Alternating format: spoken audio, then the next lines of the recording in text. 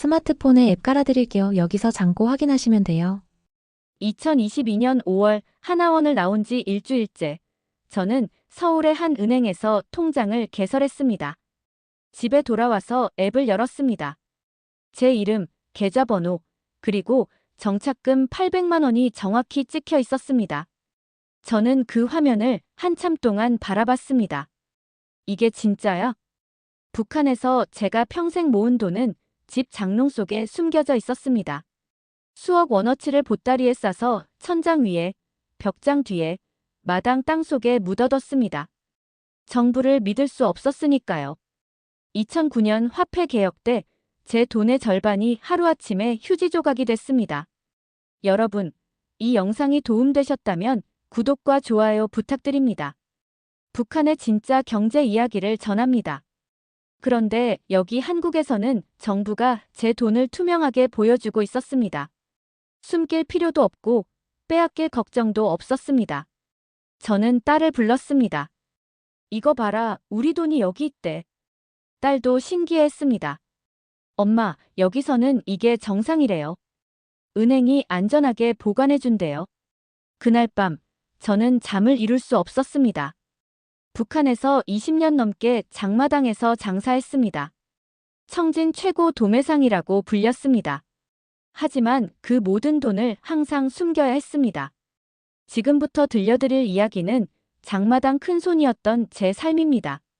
굶주림에서 시작해 청진 3대 도매상이 된 과정, 뇌물로 살아남은 방법, 그리고 왜 그 모든 것을 버리고 딸과 함께 탈북했는지에 대한 것입니다. 돈으로 모든 것을 해결하던 제가 돈으로도 해결할 수 없는 것을 마주한 이야기입니다.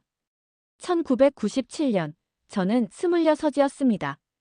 고난의 행군 시절이었습니다. 배급이 완전히 끊긴 지 1년이 넘었습니다. 남편은 탄광에서 일했지만 월급으로 받는 건 한 달에 옥수수 3kg이 전부였습니다. 3살 된 딸이 제 치마를 잡으며 울었습니다. 엄마, 배고파. 그날, 저는 결심했습니다. 내가 먹을 것을 구해야 한다. 집에 있던 그릇과 작아진 아이 옷을 들고 장마당에 나갔습니다. 누가 사줄지 모르지만 일단 펼쳐놨습니다.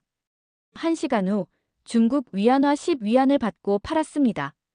그 돈으로 중국 쌀 1kg을 샀습니다. 그게 제 장사의 시작이었습니다. 2000년대 초 저는 본격적으로 시작했습니다.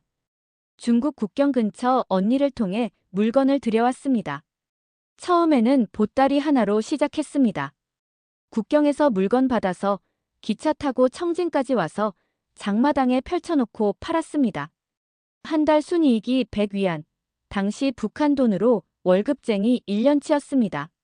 3년이 지나자 도매를 시작했습니다. 청진 장마당 소매상 50명이 제게서 물건을 떼어갔습니다. 5년 후 저는 청진에서 손꼽히는 큰 손이 됐습니다. 집은 2층으로 이사했고 중국산 TV, 냉장고, 세탁기가 있었습니다. 딸은 좋은 학교에 보냈습니다. 당연히 뇌물을 썼습니다. 2010년쯤 저는 청진 장마당 3대 도매상 중 하나가 됐습니다. 매달 거래하는 돈이 중국 위안화로 10,000위안이 넘었습니다. 제 집에는 항상 현금이 있었습니다. 장롱 속에는 중국 돈 수천 위안이, 천장 위에는 달러 몇천 불이, 마당 땅 속에는 금반지들이 묻혀 있었습니다. 밤마다 세어봤습니다. 한국 돈으로 환산하면 수억 원은 됐을 겁니다. 하지만 은행에는 한 푼도 넣지 않았습니다. 왜요? 2009년을 겪었으니까요. 그해 11월 화폐 개혁이 발표됐습니다. 국권 100원이 신권 1원이 됐습니다. 그것도 1인당 10만 원까지만 바꿔준다고 했습니다. 저는 그날 미쳐버릴 뻔했습니다. 제가 몇 년 동안 모은 북한 돈이 다 날아갔습니다. 휴지가 됐습니다. 다행히 중국 돈과 달러는 숨겨뒀지만 그날 이후 저는 절대 북한 정부를 믿지 않았습니다. 이 나라에서는 돈을 아무리 모아도 의미가 없구나. 그래도 장사는 계속했습니다. 살아야 했으니까요. 딸을 키워야 했으니까요. 북한에서 장사로 성공하려면 두 가지를 잘해야 합니다. 첫째, 물건을 싸게 사서 비싸게 파는 것. 둘째, 권력자들한테 잘 보이는 것. 저는 둘 다 잘했습니다. 매달 제가 주는 뇌물 목록은 이랬습니다. 보안서 부장 500위안, 시장관리소장 300위안, 보이부 담당자 200위안, 세무서 직원 100위안. 명절 때는 2배로 줬습니다. 안 주면 장사를 못하니까요. 어느 날 보안서에서 단속 나왔습니다. 동무, 무역 허가증 있소? 저는 없었습니다. 개인 중국 무역은 불법이니까요. 하지만 다들 했습니다. 죄송합니다. 제가 몰랐습니다. 보안원이 수첩을 꺼냈습니다. 그럼 벌금 내야 하오. 북한 돈 100만 원. 저는 그 자리에서 중국 돈 1000위안을 건넸습니다. 보안원은 받으며 말했습니다. 다음부터는 조심하시오. 한 달에 한두 번은 누군가 찾아왔습니다. 그때마다 저는 준비된 돈 봉투를 건넸습니다. 보이부 사람이 제 창고를 수색하겠다고 했을 때도 있었습니다. 남조선 물건이 있다는 제보가 들어왔소. 실제로 한국산 화장품이 있었습니다. 적발되면 정치범 수용소 갈 수도 있는 물건이었습니다. 저는 침착하게 말했습니다. 동무 들어가서 차나 한잔 하시지요.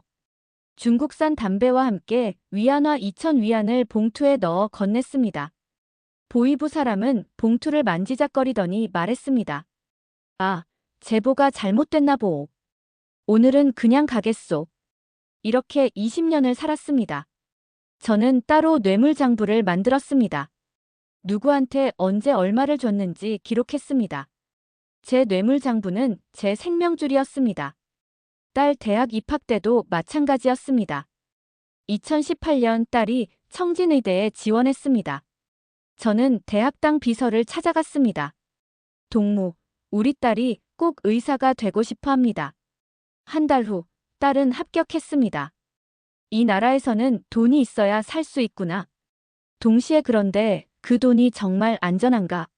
하는 불안은 항상 있었습니다. 2009년 화폐개혁 이후로 저는 항상 불안했습니다. 돈을 많이 벌어도 그 돈이 언제 또 휴지가 될지 모른다는 불안. 그 불안은 제 마음속 깊은 곳에 항상 자리 잡고 있었습니다. 그러다 2021년 그 불안이 현실이 되는 일이 일어났습니다. 2021년 초 코로나로 국경이 완전히 봉쇄됐습니다. 중국에서 물건이 안 들어왔습니다. 제 장사의 근간이 무너진 겁니다. 처음엔 창고 재고를 팔면서 버텼습니다. 하지만 석 달, 넉 달. 국경은 열리지 않았고 창고는 텅 비어갔습니다. 문제는 지출은 계속됐다는 겁니다. 보안서, 보이부, 세무서는 여전히 매달 찾아왔습니다. 동무, 이번 달 것 아직 안 줬소. 장사가 안 되고 있어서요. 그건 우리가 알 바 아니오. 내시오. 저는 집에 숨겨둔 돈을 꺼내줬습니다. 반년이 지나자 20년 동안 모은 돈의 절반이 사라졌습니다. 그해 7월, 저는 집 장롱 앞에 앉아 남은 돈을 세었습니다. 중국 위안화 10,000위안, 달러 3,000불, 금반지 10돈.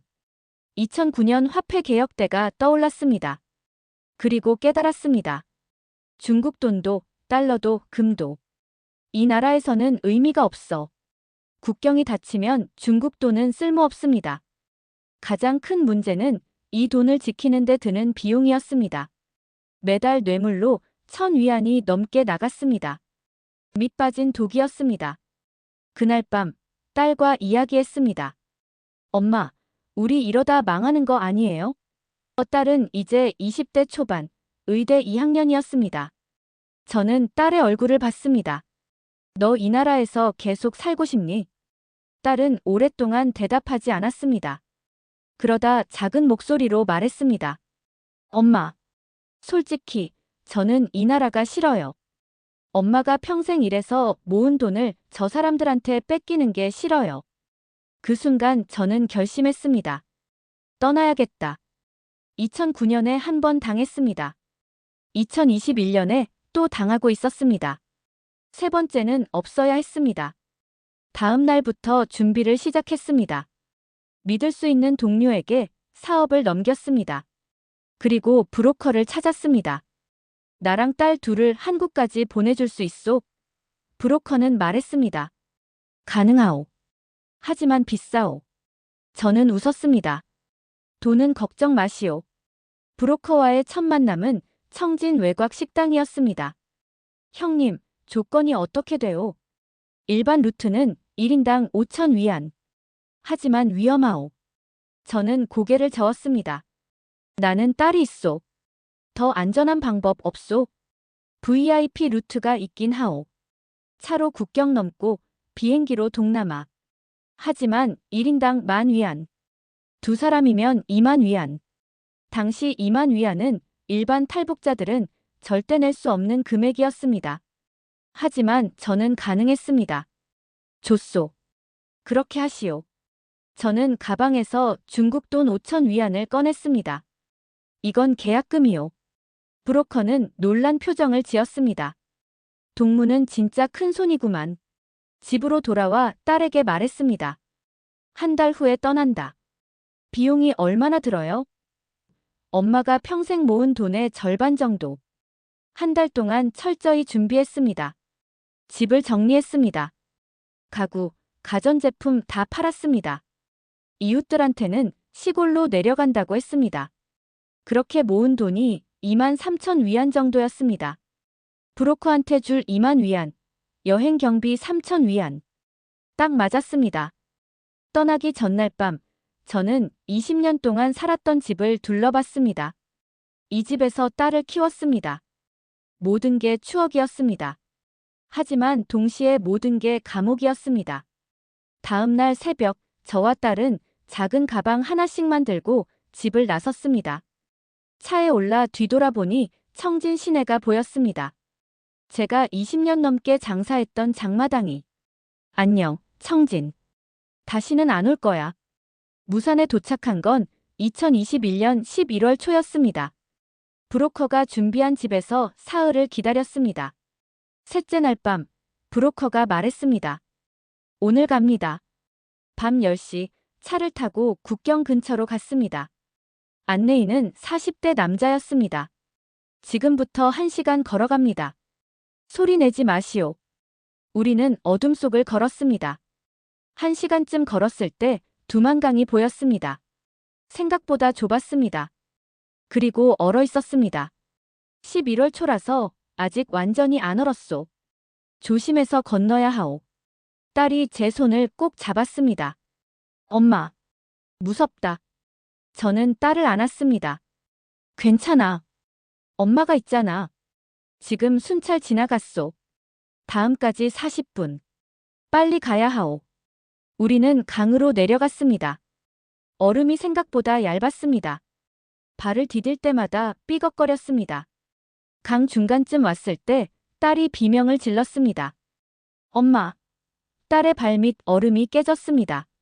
다리가 물속으로 빠졌습니다. 저는 딸을 붙잡았습니다. 괜찮아. 내가 잡았어. 딸을 끌어올렸습니다. 다리는 젖었지만 다행히 완전히 빠지지는 않았습니다. 10분쯤 지나 중국 땅에 발을 디뎠습니다.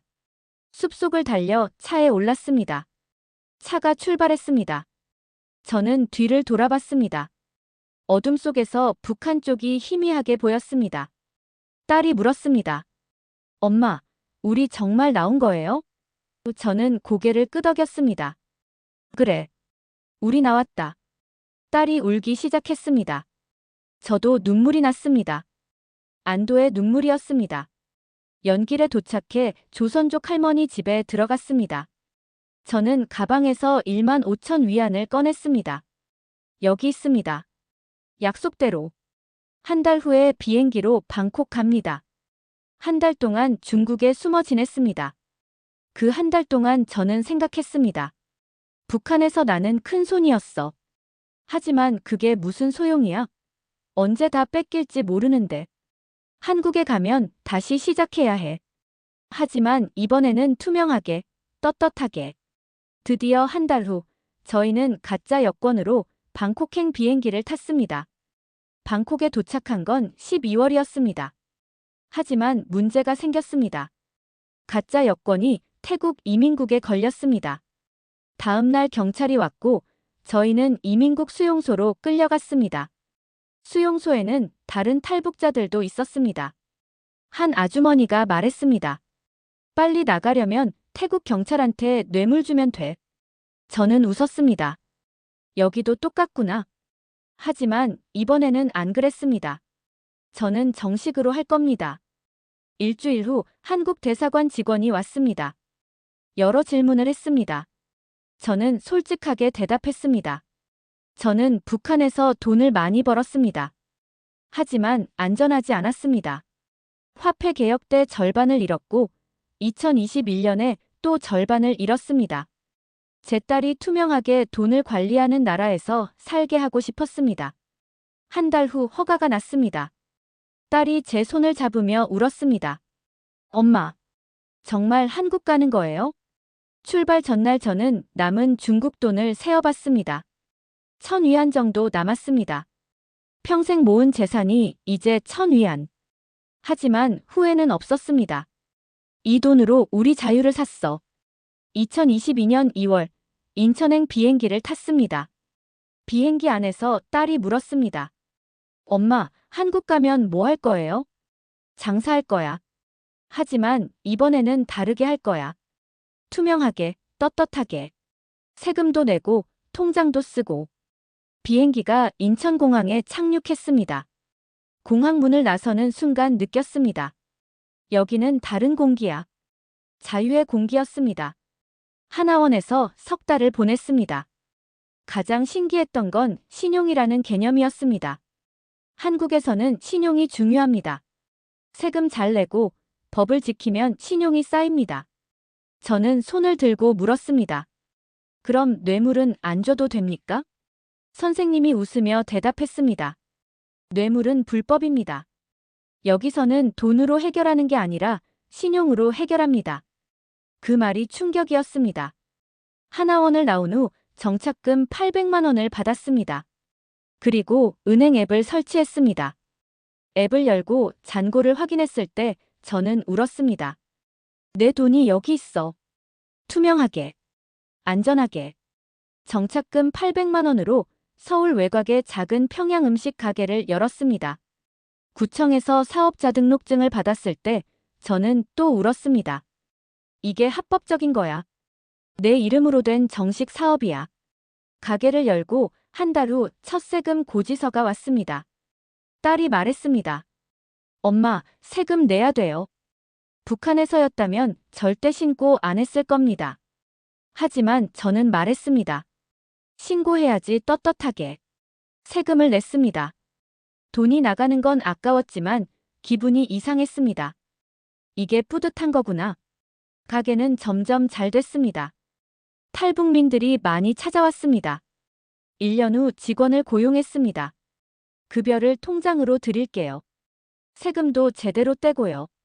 2년이 지난 지금 가게를 2개로 늘렸습니다. 은행에서 대출도 받았습니다. 최 사장님, 신용등급이 올라가셨네요. 세금 잘 내시고 대출도 잘 갚으시니까요. 저는 자랑스러웠습니다. 딸은 대학에 다닙니다. 이번에는 뇌물 없이 정당하게 입학했습니다. 엄마, 나 장학금 받았어요. 장학금이 뭐야? 성적이 좋으면 학교에서 돈을 주는 거래요. 저는 놀랐습니다. 여기서는 능력으로 평가받는구나. 요즘 저는 매일 아침 은행 앱을 열어봅니다. 매출이 들어오고 세금이 나가고 저축이 쌓이는 걸 보면서 안심합니다. 가끔 탈북민 모임에 나갑니다. 거기서 제 이야기를 했습니다. 저는 북한에서 큰 손이었습니다. 하지만 항상 불안했습니다. 여기서는 투명하게 벌고 떳떳하게 쓰고 안전하게 저축합니다. 이게 진짜 자유입니다.